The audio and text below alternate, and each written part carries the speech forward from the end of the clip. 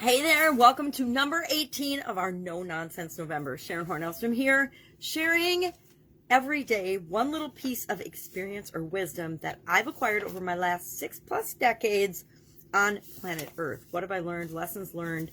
I guess they're all lessons learned. I was going to talk about lessons learned today, and I'm like, they're all kind of lessons learned, so let's just save that for another day, or just use it for a summary at the end of the month. Well, today I decided I would talk about experiences, and that, as hard as it is to understand, every single thing that we experience, the good, the bad, the ugly, the happy, the sad, the traumatic, everything, whether we understand or realize it at the time, is actually for us. Every experience is for you. Every experience that you have is uniquely created for you.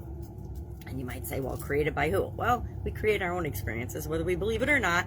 We actually choose, and based on our choices and our free will and the decisions that we make and the experiences we've had previously, we end up in different circumstances and have different experiences than other people. No two people, even if they're siblings, I've had totally different experiences in my life than my 3 female siblings. I have 3 sisters, and all of us, although we were raised by the same parents in the same household in the same family, we are all very different and unique, and each of us, although we were in that same environment, had different experiences, and we experienced that life differently, each and every one of us. How can that be? Because we, based on our previous experiences, are always looking for the thing that's right for us, the next right thing for us. We talked about the next right thing a few days ago. We talked about so many things, but this is one that if we can wrap our head around it and our conscious mind around it on a subconscious level, we tend to respond and react better than if we believe that we have no control and that things just happen randomly to us in the world. And some things do happen randomly to us in the world, but that's because of the choices and the places and the decisions we've made to be in a location where something chaotic and random happens.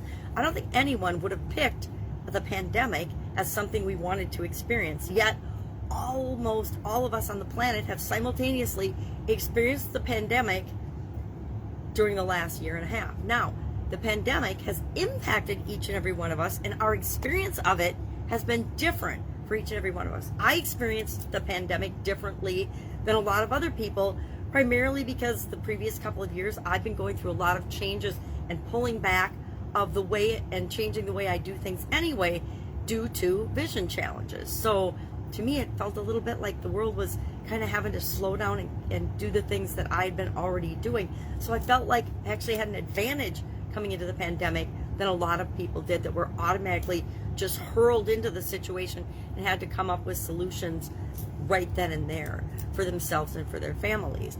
Now, I'm right along with you when I say I've had experiences and I've had traumas and I've had things in my life that at the time I had no way of understanding that they were for me, because they certainly didn't feel like they were for me. When I got fired from a job, it didn't feel like it was for me.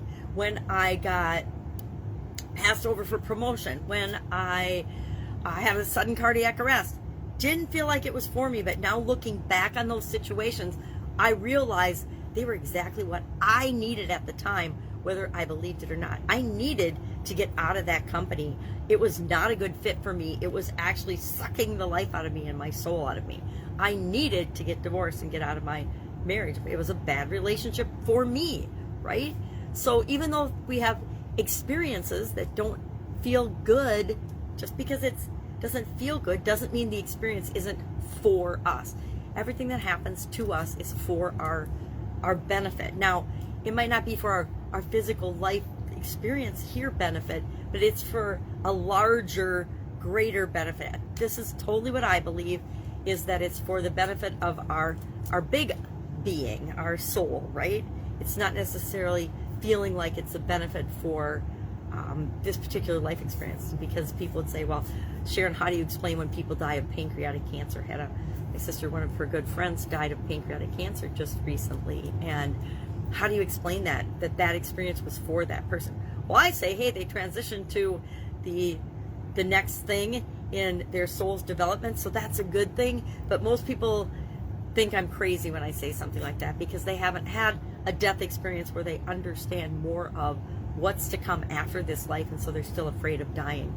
But to me, even though it doesn't seem like it, that person is now out of pain, out of agony, out of the physical drama and trauma that they were experiencing, and have moved on and transitioned to a next much better thing for them, right?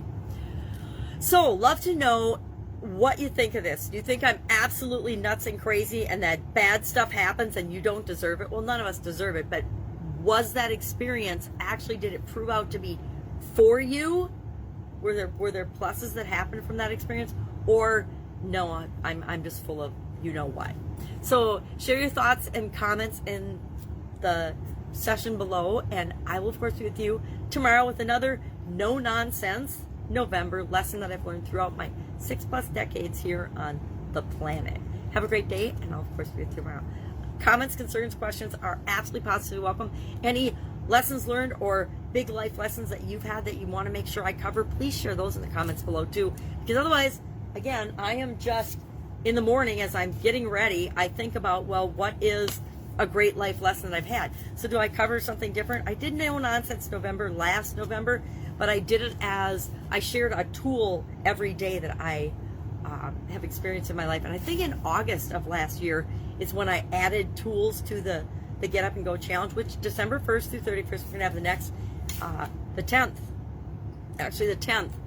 free 30+ day Get Up and Go challenge. Then after that, we'll reevaluate and we'll see what we're going to do with that.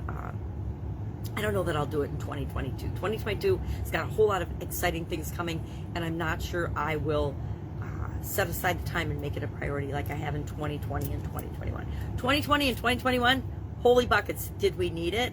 I don't know if we'll need it in 2022. I'm kind of hoping that we don't, knock wood, because we could use some experiences that are for us from the outside world. At least I feel like we could. All right, have an awesome day. I'll be with you tomorrow. Bye. Go have no nonsense.